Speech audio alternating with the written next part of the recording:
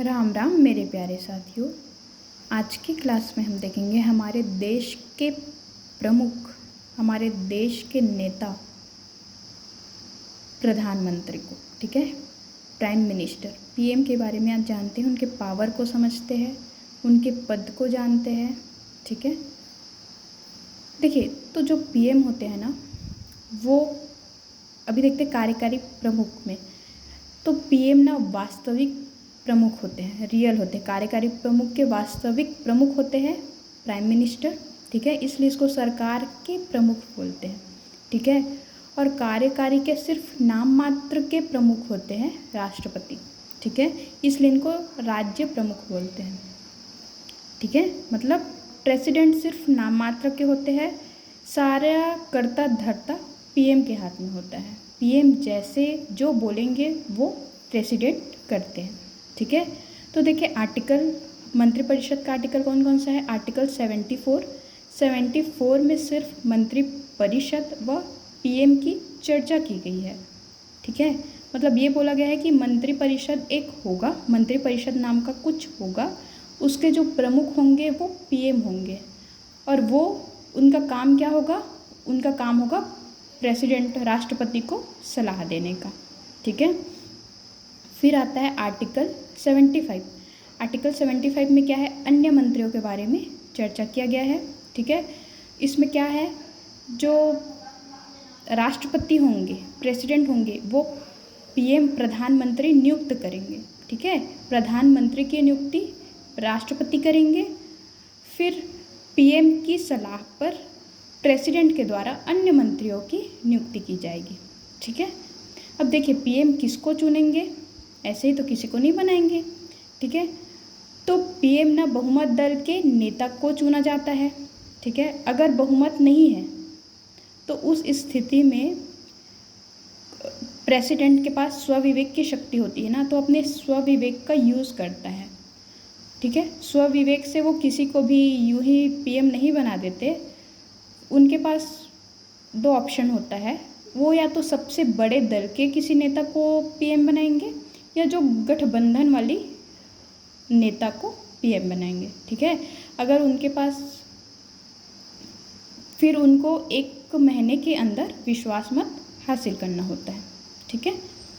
तो देखिए, स्वविवेक को फर्स्ट टाइम यूज़ किया गया था 1979 में। उस टाइम प्रेसिडेंट थे नीलम संजीव रेड्डी, ठीक है, और मोरारजी देसाई पीएम थे। तो उनका पतन हो गया उनके सरकार का, तो उनके बदले में चरण सिंह को पीएम नियुक्त किया गया, ठीक है।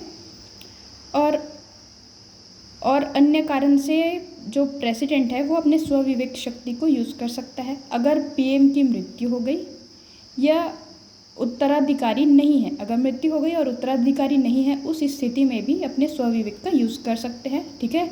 तो इस रीज़न से स्वविवेक का यूज़ हुआ था 1984 में, ठीक है, जब इंदिरा गांधी की हत्या हो गई थी। उस टाइम प्रेसिडेंट थे ज्ञानी जैल सिंह, ठीक है, तो इन्होंने राजीव गांधी को पीएम बनाया था, ठीक है।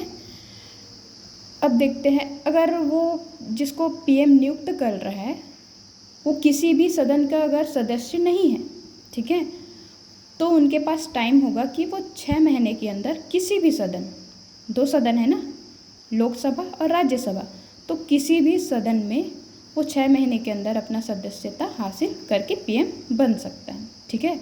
अगर वो 6 महीने के अंदर उसको पीएम बना दिए और 6 महीने के अंदर वो सदस्य नहीं बन पाए, सदस्यता हासिल नहीं कर पाए, तो वो पीएम के पद से हट जाएंगे, बर्खास्त हो जाएंगे, ठीक है।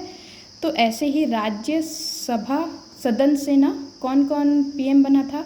इंदिरा गांधी और देवगौड़ा और मनमोहन सिंह, ये तीनों राज्यसभा से पीएम नियुक्त हुए थे, ठीक है।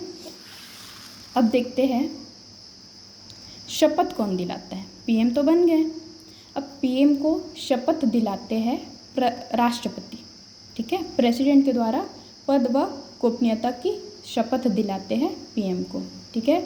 और पीएम की कार्यकाल निश्चित नहीं होती, ठीक है। वो जो नियुक्त करता है प्रेसिडेंट, तो प्रेसिडेंट के ये प्रसाद पर्यंत होते हैं, ठीक है।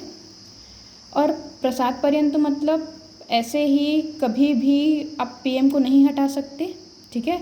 अगर उनके पास बहुमत है, लोकसभा में बहुमत है, तो वो पद पर बने रहेंगे, उनको प्रेसिडेंट भी पद से नहीं हटा सकते, ठीक है। अगर विश्वास मत खो दिया तो प्रेसिडेंट या तो पीएम को त्यागपत्र देना होगा। अगर त्यागपत्र नहीं दे रहे हैं तो उस स्थिति में प्रेसिडेंट पीएम को बर्खास्त कर सकते हैं, ठीक है। लेकिन बहुमत है तब तक उनको बर्खास्त नहीं किया जा सकता, ठीक है। अब वेतन भत्ते देख लेते हैं।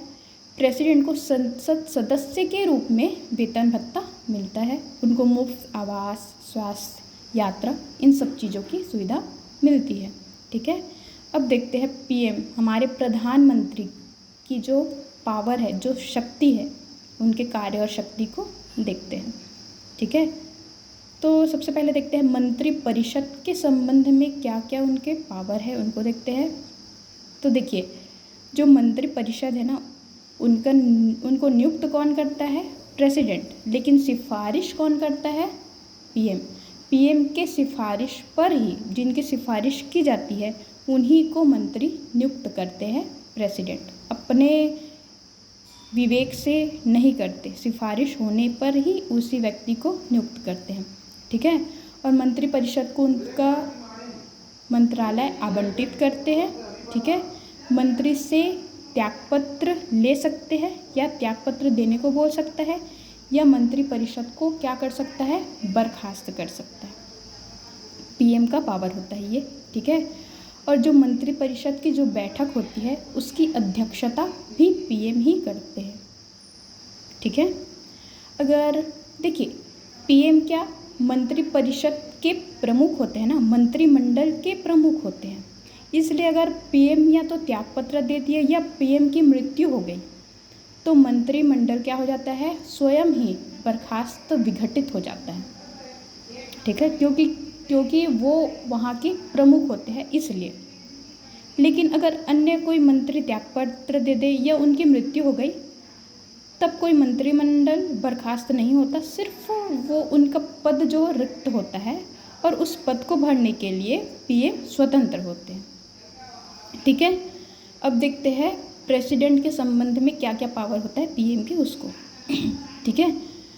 तो जो प्रेसिडेंट और मंत्रिपरिषद होते हैं ना, उनके बीच जो संवाद का मुख्य कड़ी होते हैं पीएम। मतलब जो मंत्रिपरिषद जो निर्णय लेते हैं, ठीक है, प्रशासन के संबंधित या अन्य संबंधित जो निर्णय मंत्रिपरिषद द्वारा लिया जाता है, उसकी जानकारी पीएम प्रेसिडेंट को देते हैं, ठीक है।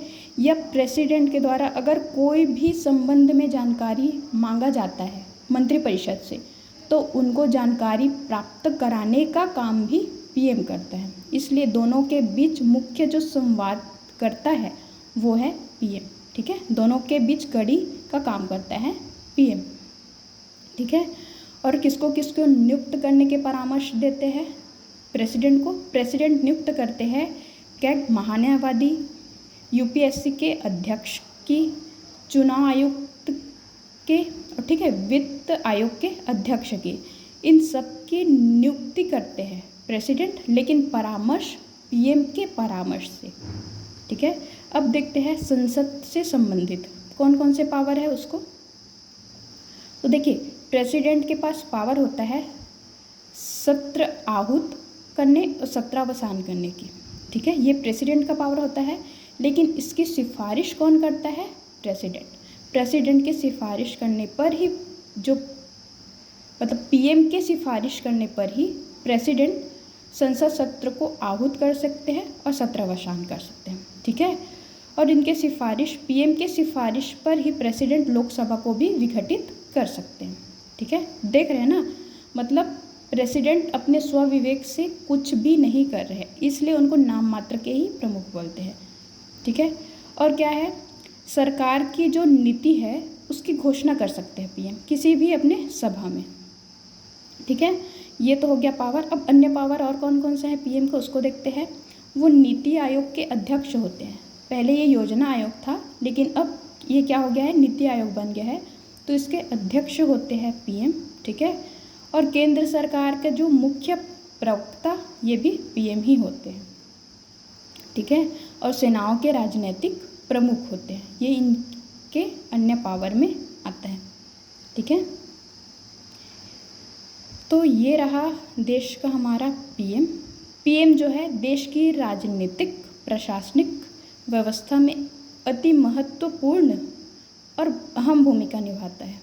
ठीक है, इसलिए अभी इलेक्शन है ना, तो अपना मत बहुत सोच समझ के करें। ये हमारे देश के फ्यूचर का सवाल है। पीएम ही हमारे प्रमुख हैं, हमारे देश के प्रमुख हैं, कार्यपालिका के वास्तविक प्रमुख हैं। ठीक है, तो ये रहा प्रधानमंत्री के बारे में, उसके पावर के बारे में। Thank you for watching my video. अगर वीडियो आपको अच्छा लगा हो, ऐसे ही कंटेंट आप चाहते हो, तो मेरे चैनल को सब्सक्राइब ज़रूर करें। Thank you for watching my video.